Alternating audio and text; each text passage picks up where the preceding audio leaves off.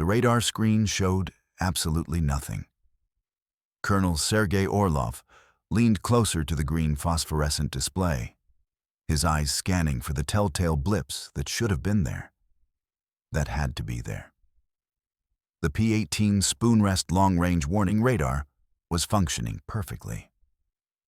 Its sweep line rotated in methodical silence, painting the airspace over Baghdad in real time through a secure telemetry link. But the screen was clean, empty, a peaceful sky. Yet through the reinforced concrete walls of the Zarya command complex, buried 40 meters beneath the frozen earth outside Moscow, he could hear the frantic voices of Iraqi operators screaming in Arabic through the speakers. And underneath those voices, transmitted with a half-second delay across 3,000 kilometers, was the sound that made Orlov's stomach turn to ice. The deep, rolling thunder of precision explosions tearing through the heart of Baghdad's air defense network. This was impossible. This was a violation of every physical law he had spent 34 years mastering. An aircraft cannot fly without reflecting radar waves. A bomber cannot strike a target without first appearing on a scope. The mathematics were absolute. The doctrine was proven. Colonel Sergei Orlov knew this with the certainty of a man who had built his entire life on these truths. He had trained the Iraqi crews himself in 1988, walking them through the overlapping kill zones of the Kari Integrated Air Defense System. S-75 Dvina missiles for high-altitude targets, S-125 Neva for low-altitude threats, SA-6 Gainful mobile batteries for rapid response, and hundreds of conventional anti-aircraft guns to fill the gaps. It was a fortress built on Soviet doctrine, a layered defense designed to stop a full NATO assault. And now, on this January night in 1991, that fortress was being systematically dismembered by an enemy that did not exist. Orlov had not always been a colonel. He had not always commanded the most secretive monitoring station in the Soviet Union. He had started as a young lieutenant in 1957, fresh from the Zhukovsky Air Force Engineering Academy, assigned to a windswept radar site in the Urals. Back then, American B-52 bombers were the threat, massive lumbering giants visible from hundreds of kilometers away. The Soviet answer had been the S-75 Dvina, NATO codename SA-2 Guideline, a surface-to-air missile that had become the backbone of socialist air defense around the world. Orlov had been there when a Soviet-operated S-75 battery shot down Francis Gary Powers' U-2 spy plane over Sverdlovsk in 1960. He had watched the radar signature bloom on the scope, watched the missile guidance lock solid, and watched the American aircraft disintegrate at 70,000 feet. It had been a perfect demonstration of Soviet technological parity. The Americans could build a high-altitude reconnaissance plane. The Soviet Union could kill it. The balance was maintained. Through the 1960s and 1970s, Orlov had risen through the ranks of the PVO, the Soviet Air Defense Forces.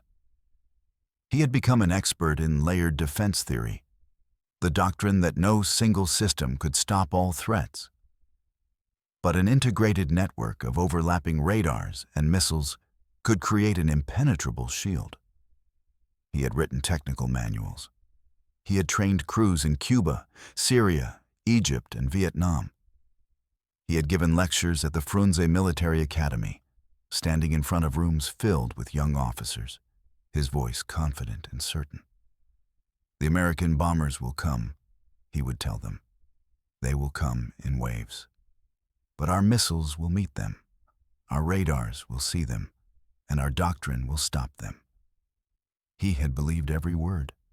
The evidence was in the numbers.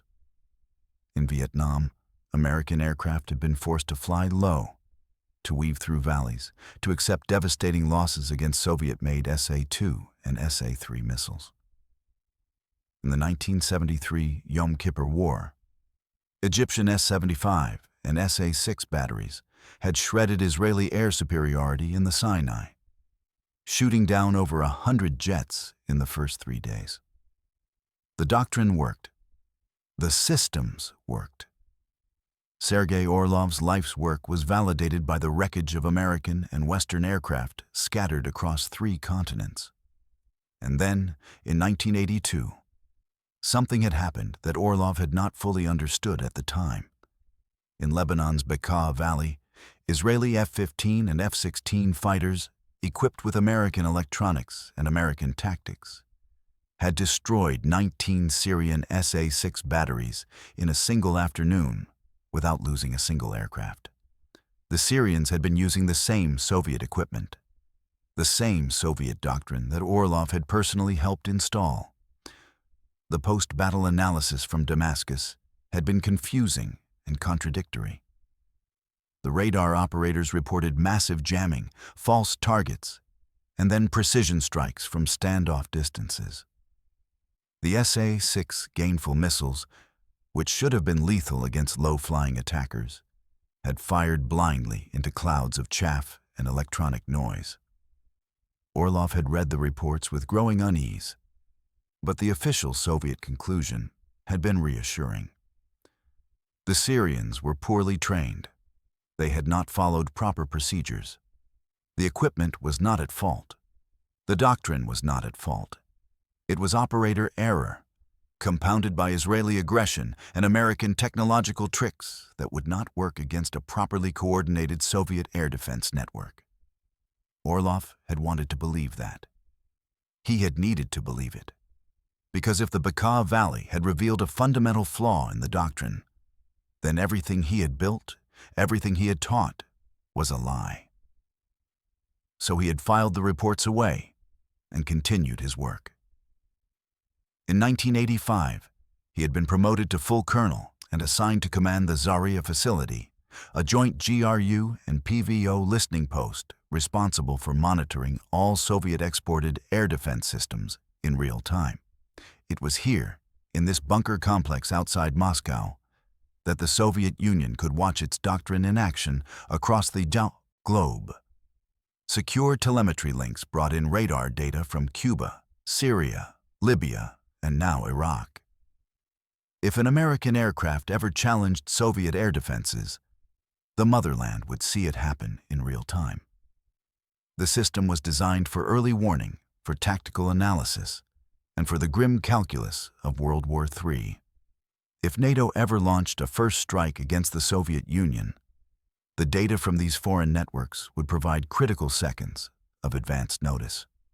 But tonight, as Colonel Orlov stood in the climate-controlled operations room of Zaria, surrounded by banks of radar repeaters and telemetry displays, the system was showing him something his mind refused to accept.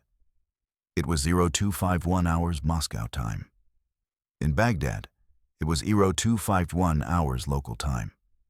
Operation Desert Storm, the American-led coalition air campaign against Iraq, had begun exactly 11 minutes ago. Orlov and his team had been on high alert for weeks, ever since the UN deadline for Iraqi withdrawal from Kuwait had passed. The Americans were going to strike. That much was certain.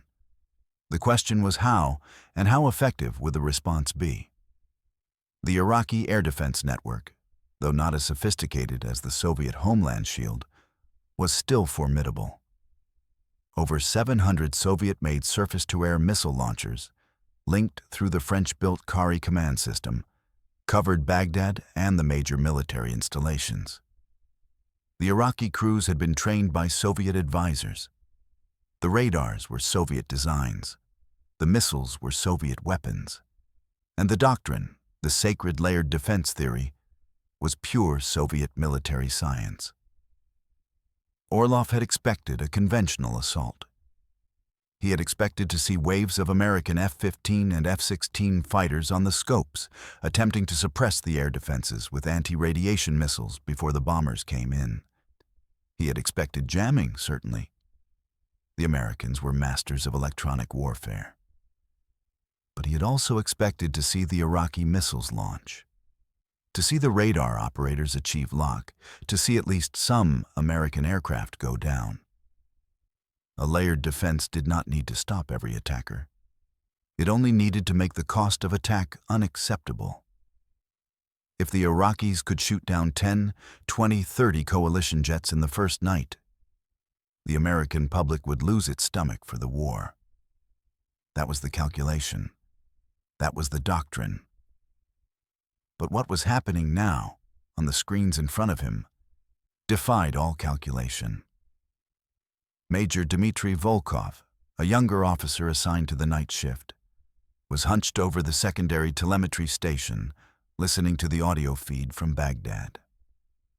His face was pale, his expression one of genuine confusion.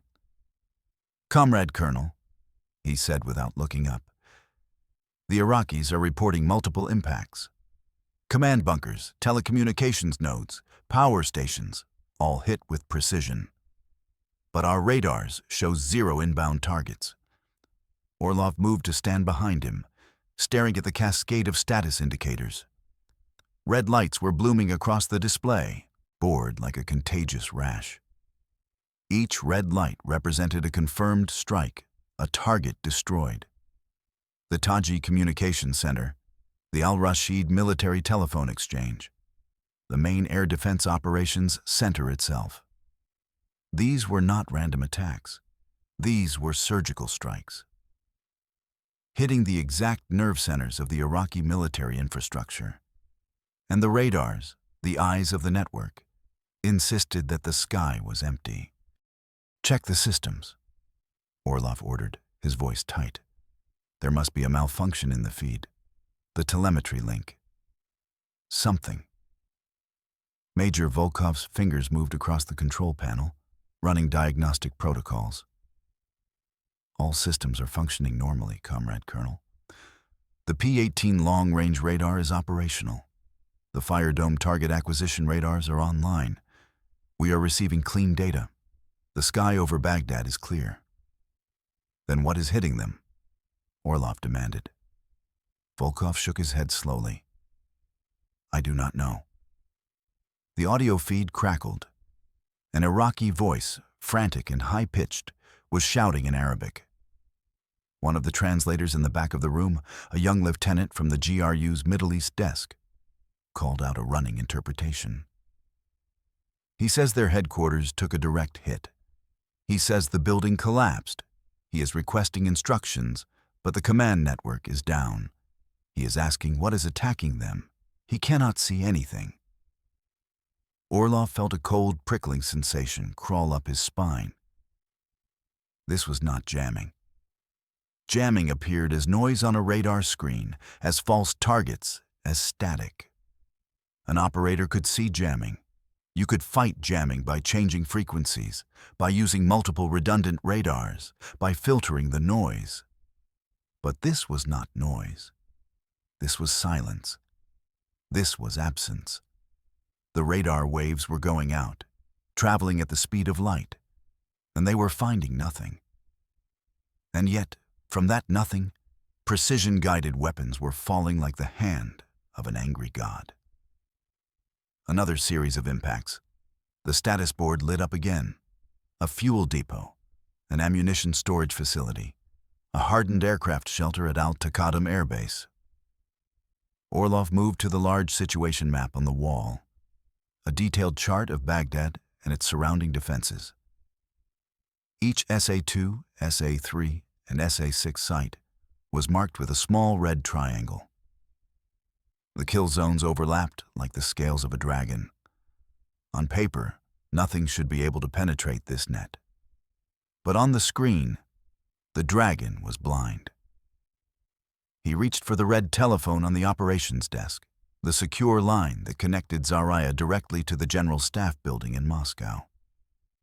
He hesitated. What would he tell them? That the Iraqi air defense network, built on Soviet principles and equipped with Soviet weapons, was being destroyed by an invisible enemy.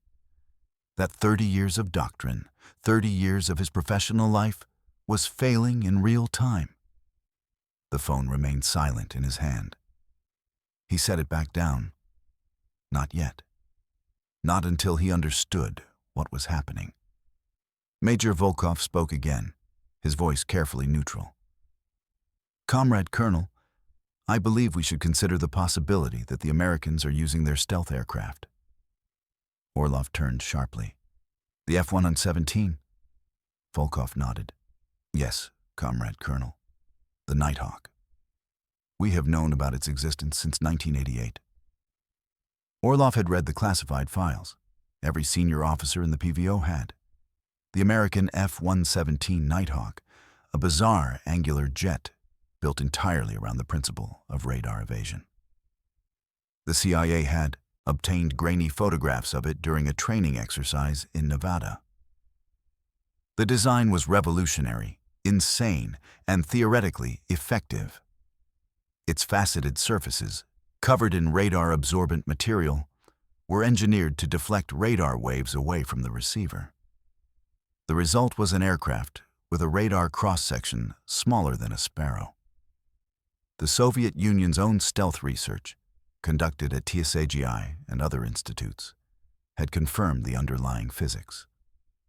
But Orlov, like most of his colleagues, had dismissed the F-117 as a limited niche weapon, useful perhaps for special operations, but incapable of carrying a significant bomb load and too fragile for sustained combat. Yet here it was, if Volkov was right, conducting sustained combat. If the invisible bombers over Baghdad were indeed F-117 Nighthawks, then the implications were staggering. It meant the Americans had not built a prototype. They had built a fleet. It meant they had weaponized stealth. It meant the entire Soviet air defense doctrine, which assumed that an attacking aircraft would always be visible to radar, was obsolete. Orlov stared at the empty radar screen. He thought about the overlapping kill zones.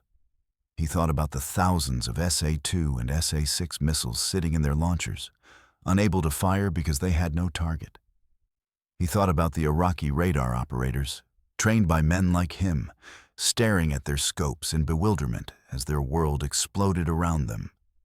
And he thought about the Soviet Union, about the PVO Strani, the massive air defense shield protecting the motherland, about the ring of SA-10 and SA-12 missiles surrounding Moscow, about the early warning radars scanning the Arctic skies for American bombers. If the Americans could walk through the Iraqi defenses like ghosts, what would happen if NATO ever launched a real attack on the USSR? The answer was forming in his mind, cold and undeniable. The same thing that was happening in Baghdad. Silence, absence, and then annihilation. The explosions continued. The status board continued to light up, and Colonel Sergei Orlov, the architect of certainty, stood frozen in the center of his command bunker, watching the foundation of his life's work crumble into dust. If you have ever built something you believed was perfect, if you have ever devoted decades to a single, unshakable truth, then you understand the feeling that gripped Orlov in that moment. It was not fear. It was not anger.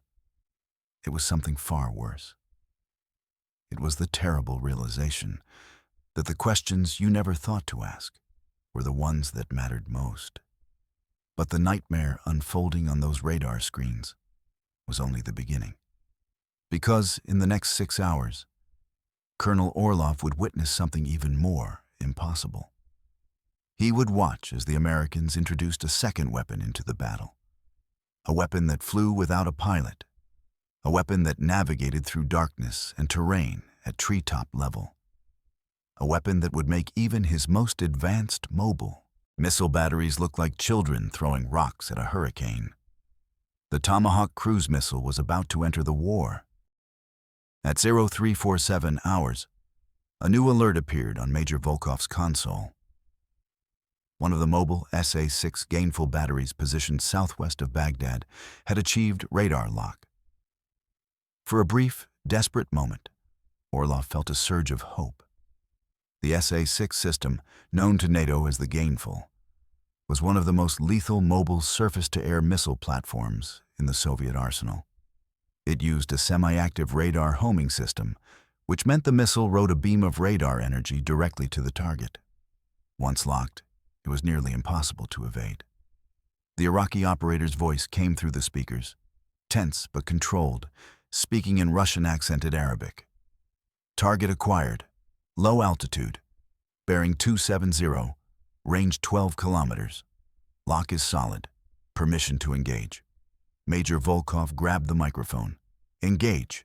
Engage now. Through the audio feed, they heard the distinctive whoosh of the SA-6 missile launching, its solid rocket motor igniting in a brilliant flash that would have lit up the desert night. The radar lock held for 3 seconds, 4 seconds, 5. And then, without warning, the signal vanished. Not degraded, not jammed, simply gone. The Iraqi operator's voice returned, now edged with panic. Lock lost. Target has disappeared. Missile is ballistic. No guidance. Then, 15 seconds later, a different sound came through the speakers. A low, subsonic roar, growing louder, followed by an explosion so violent that the audio feed clipped into static. When it cleared, there was only the sound of wind and the crackle of flames. The SA-6 battery, along with its crew, had been erased from existence. Orlov leaned over Volkov's shoulder, staring at the data. What was the target? Volkov rewound the telemetry recording, studying the brief radar return. Comrade Colonel, based on the signature, I believe it was a cruise missile. Orlov felt his chest tighten. A cruise missile. The Americans had cruise missiles. The Tomahawk, a subsonic unmanned weapon designed to fly at extremely low altitudes, following terrain contours to avoid radar detection. The Soviet Union had its own cruise missile programs, but nothing with the reported precision of the American BGM-109 Tomahawk. According to intelligence estimates, the Tomahawk used a combination of inertial navigation and terrain-following radar to strike targets from over 1,000 kilometers away. It was, in theory, a weapon designed to penetrate Soviet air defenses during a nuclear first strike. But Orlov, like most Soviet strategists, had assumed that a subsonic cruise missile flying at low altitude would be vulnerable. The Americans would have to launch hundreds of them to saturate the defenses. A few would get through, certainly, but the majority would be intercepted by radar-guided guns and short-range missiles. That was the doctrine. But now, watching the data stream from Iraq, Orlov understood with sickening clarity that the doctrine was wrong. The Tomahawks were not flying predictable paths. They were weaving through the landscape, using valleys and riverbeds, appearing on radar for only seconds at a time before dropping below the horizon again. And when an Iraqi battery did manage to lock on, the missile would execute a violent, evasive maneuver, breaking the radar beam and then disappear back into the ground clutter. The SA-6 system, designed to engage high-speed jets at medium altitude, was almost useless against these low, slow targets. The operators were trying to swat flies with a sledgehammer. And every time they revealed their position by activating their guidance radars, they painted a target on themselves. The Americans were using the SA-6's own radar emissions to locate and destroy the batteries with precision strikes. It was a hunter-killer tactic of terrifying efficiency. By 0430 hours, 7 SA-6 batteries had been destroyed. The Iraqis were now reluctant to activate their radars, fearing that illumination meant death. But without active radar, they were blind. The Americans had created a perfect trap. If you turned on your radar, you died. If you kept it off, you could not engage the enemy. The entire layered defense doctrine, which required constant radar coverage to maintain the overlapping kill zones, had collapsed into a series of isolated, terrified positions, waiting in the dark to be killed. Major Volkov stood and walked to the situation map, tracing the pattern of destroyed sites with his finger. "Comrade Colonel," he said quietly, "I believe we are witnessing a new form of warfare." This is not about overwhelming firepower. This is about information dominance. The Americans know where every Iraqi radar is. They know the exact coordinates of every missile battery. And they are using that knowledge to dismantle the network piece by piece. Orlov bristled. That is NATO propaganda, Major. The principles of air defense are sound. The Iraqis are simply not executing the doctrine properly. They are panicking. Volkov turned to face him, and for the first time in his career, Orlov saw something in a junior officer's eyes that he had never seen before. Pity. With respect, Comrade Colonel, the Iraqis were trained by us. They are using our systems. They are following our doctrine. If the doctrine does not work for them, why would it work for us?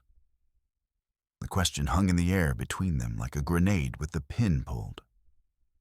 Orlov wanted to respond, wanted to assert his authority, his experience, his decades of proven expertise. But the words would not come. Because deep in his mind, in a place he did not want to acknowledge, he knew Volkov was right. The collapse in Baghdad was not about poor training or operator error. It was systemic. It was doctrinal. It was a failure of philosophy. At 05:12 hours, the situation deteriorated further. The American SA-6B Prowler electronic warfare aircraft entered the battle. These specialized jamming planes, flying in coordinated cells, began flooding the Iraqi radar frequencies with massive pulses of electromagnetic noise. The effect was immediate and devastating.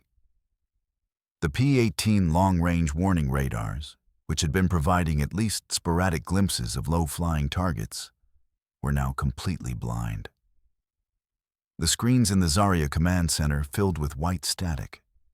The Iraqi operators, already demoralized by the invisible F-117 strikes and the cruise missile onslaught, were now operating in total electronic darkness.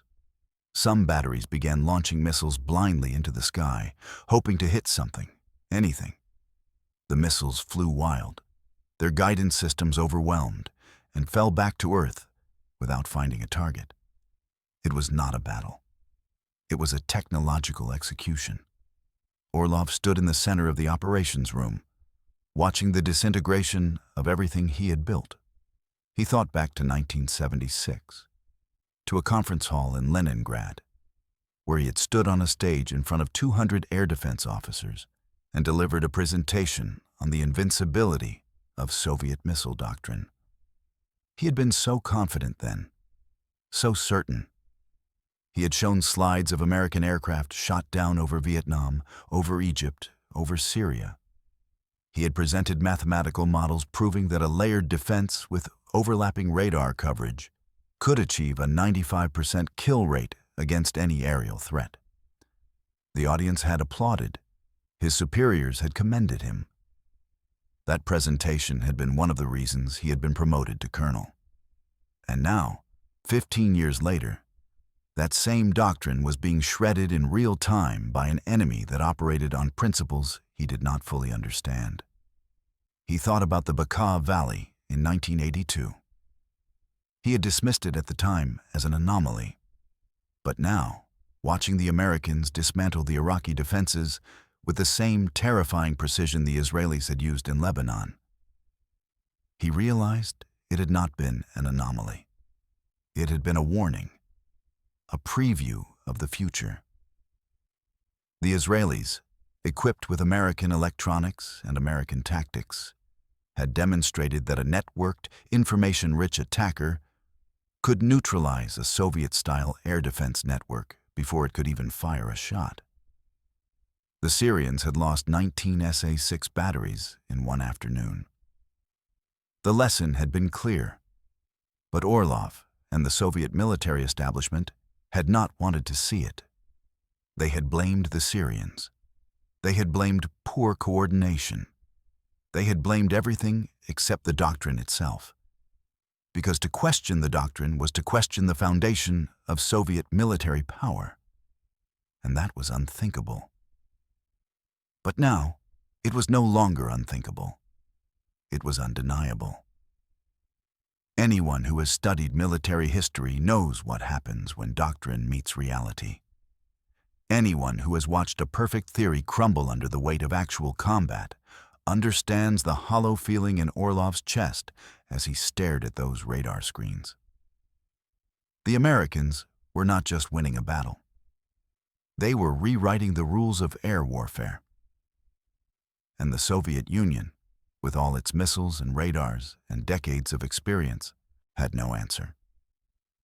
By 600 hours, as the first pale light of dawn began to break over Moscow, the status board in the Zarya Operations Center was a sea of red. Over 40% of Iraq's strategic air defense network had been destroyed or rendered combat ineffective. The Americans had flown over 700 sorties, and as far as Colonel Sergei Orlov could determine from the data in front of him, not a single American aircraft had been lost to Iraqi air defenses. Not one. Major Volkov approached him, holding a freshly decoded message from the GRU station in Baghdad. It was a preliminary casualty report from the Iraqi High Command. The numbers were staggering. Command centers destroyed, radar sites obliterated, communication networks severed, and at the bottom of the report, a single line that made Orlov's blood run cold. Estimate of coalition aircraft losses, 0 confirmed kills. Volkov looked at him. Comrade Colonel, the General Staff will expect a full analysis by over 800 hours. What will you tell them? Orlov did not answer. He walked slowly to his desk in the corner of the operations room, sat down, and pulled out a blank report form. His hand hovered over the paper. What would he write? That the doctrine had failed? That 30 years of Soviet air defense theory had been proven obsolete in 6 hours? That if NATO ever launched a real attack on the Soviet Union, Moscow's air defenses would suffer the same fate as Baghdad's? He set the pen down. He could not write that. Not yet. Because to write it was to admit that his entire life, every lecture he had given, every training manual he had authored, every confident speech about invincible Soviet missiles had been built on a foundation of sand. And then the statistics began arriving from Baghdad. Numbers that would define not just a battle, but the end of an era. Numbers that Colonel Sergei Orlov would carry with him for the rest of his life. Numbers that proved, with cold mathematical certainty, that the Cold War had already been lost. The Americans had simply been polite enough to not mention it until now.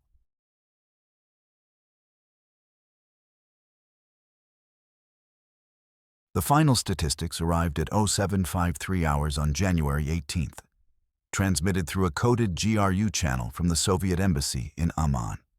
Major Volkov printed the decoded message and walked it silently to Orlov's desk. The colonel read it 3 times, hoping the numbers would somehow change. They did not. During the first night of Operation Desert Storm, American F-117 Nighthawk stealth bombers flew a total of 42 sorties against high-value targets in Baghdad and throughout Iraq. They struck command bunkers, communications facilities, air defense headquarters, and chemical weapons storage sites. The precision was surgical. The success rate was 100%. And the number of F-117 aircraft damaged or destroyed by Iraqi air defenses was 0.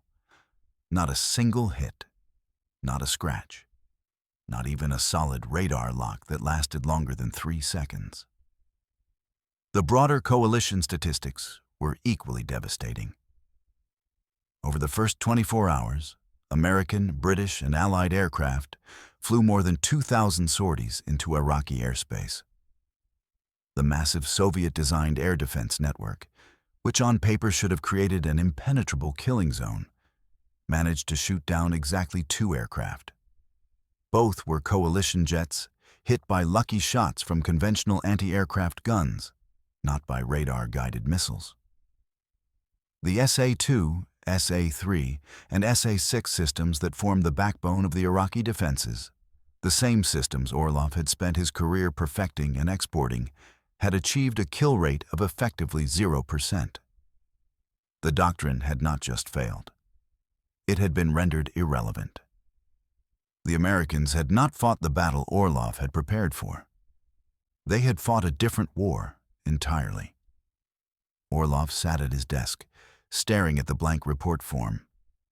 In 7 hours, he was due to brief the General Staff on the lessons learned from the Baghdad operation. He was expected to provide recommendations, tactical adjustments, doctrinal refinements. But what could he write? That the entire Soviet approach to air defense was obsolete. That the billions of rubles spent on overlapping radar networks and missile batteries were wasted against an enemy that simply chose not to be seen. He thought about Moscow, about the rings of SA-10 and SA-12 missiles protecting the capital, about the massive early warning radars scanning the Arctic horizons. If NATO ever launched a first strike against the Soviet Union, if American B-2 stealth bombers and Tomahawk cruise missiles came streaming across the borders, would the motherland's defenses perform any better than Baghdad's had? The answer was a cold certainty settling into his bones. No, they would not. He remembered 1976 again, that conference in Leningrad. He had been so young then, so certain of Soviet superiority. He had spoken about the mathematical inevitability of socialist victory, about how Soviet systems were designed for mass production and battlefield reliability, while American weapons were overpriced. Overcomplicated toys for a decadent empire. The audience had believed him. He had believed himself. But the Americans had never been building better versions of Soviet weapons. They had been building something entirely different. The F-117 was not an improved bomber. It was a new concept of warfare. The Tomahawk was not just a missile. It was an autonomous hunter. The SA-6B Prowler was not simply a jammer. It was an information weapon. The Soviet Union had spent 40 years perfecting the art of imitation, of copying Western technology and producing it in greater numbers. But you could not copy innovation itself. You could not mass-produce the culture that created the Lockheed Skunk Works, where engineers were encouraged to break rules and challenge assumptions. The Soviet design bureaus operated under rigid central planning, where deviation from doctrine was punished and risk-taking was career suicide. The Americans, with all their chaos and inter-service rivalries and budget debates, had somehow created an ecosystem that rewarded radical thinking, and that ecosystem had produced weapons that made 30 years of Soviet military theory obsolete in a single night. For every engineer who believed their system was perfect, for every strategist who never questioned their doctrine, for every officer who built their career on unshakable certainties, the lesson of Baghdad was the same. The enemy you prepare to fight is never the enemy you actually face. And the questions you never think to ask are the ones that will kill you. Major Volkov stood near the doorway, waiting. "Comrade Colonel," he said softly, "what will you tell the General Staff?" Orlov picked up his pen. He wrote a single line at the top of the report. The Americans possess technological capabilities that render current PVO doctrine insufficient for homeland defense. He stopped. The pen hovered over the paper. Insufficient was too weak. Obsolete was too strong. Either word was a career-ending admission. Either word was the truth. He set the pen down and looked at Volkov. "I will tell them what they need to hear. That we need more funding, better radars, improved missiles. That the Iraqis failed because they were not Soviet crews." Volkov's expression did not change. "Is that what you believe, Comrade Colonel?" Orlov met his eyes. "It does not matter what I believe. The Cold War had ended. not with a treaty or a summit or a wall coming down. It had ended in a bunker beneath Moscow, on a radar screen that showed nothing at all, while the city of Baghdad burned under the invisible hand of American air power. Colonel Sergei Orlov would file his report. The Soviet Union would continue to build its missiles and radars. And in less than a year, the entire system would collapse under the weight of its own contradictions. But on this January morning, as the sun rose over a frozen Russian landscape, one man understood with perfect clarity that the war was already over. The Americans had simply been kind enough not to declare victory. They had let the ghost speak for itself.